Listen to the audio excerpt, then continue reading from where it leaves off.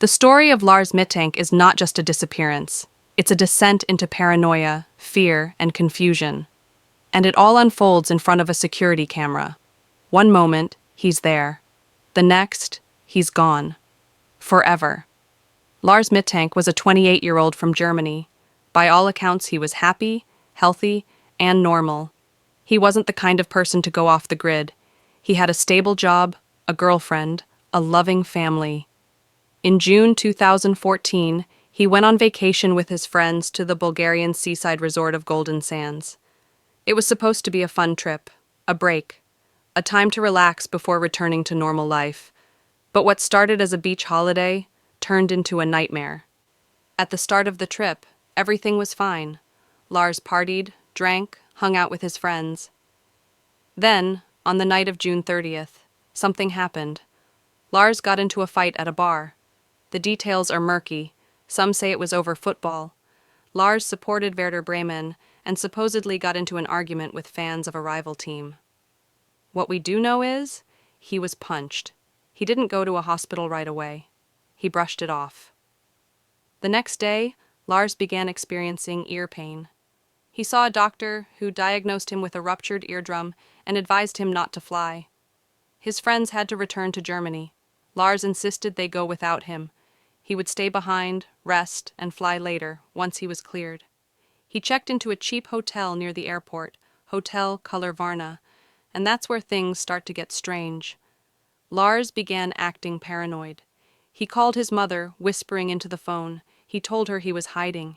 He said, "I'm being followed. They're trying to kill me." She asked, "Who?" He didn't say. He begged her to cancel his credit cards. He sent anxious texts. And at one point, he even texted that he didn't feel safe at the hotel and that he was hiding in the bushes. The next morning, July 8th, Lars went to Varna Airport. He called his mother again from there and told her he'd made it and would be flying home. Surveillance footage from the airport shows Lars walking in with a backpack. He looks normal, calm. But inside the airport, something spooked him. He went to see the airport doctor to get clearance to fly. The doctor said he was polite but anxious. As the appointment progressed, a construction worker entered the room. Lars froze. His eyes widened. He mumbled something, then suddenly bolted. He left his bag, his passport, all of his belongings. He sprinted out of the airport at full speed. Security cameras captured the last known images of Lars Mittank. He runs through the airport doors, past the parking lot, and disappears into the woods beyond the fence. And just like that, he was gone. No one has ever seen him again. Search efforts began quickly. The area around the airport was combed for days. Dogs, helicopters, volunteers, nothing. His phone was never turned on again. His passport was left behind. He had no money, no luggage, and no reason to vanish. So what happened? Some believe Lars suffered a psychological breakdown. It's possible the head injury from the fight caused a condition called delirium, a sudden, severe confusion that leads to paranoid behavior. But even in extreme cases, people are found. They return, or something is discovered. With Lars, there was just silence. Others believe he was targeted. Maybe he got into trouble with someone. Maybe the story about the football fight was more serious than he let on. Was someone actually after him?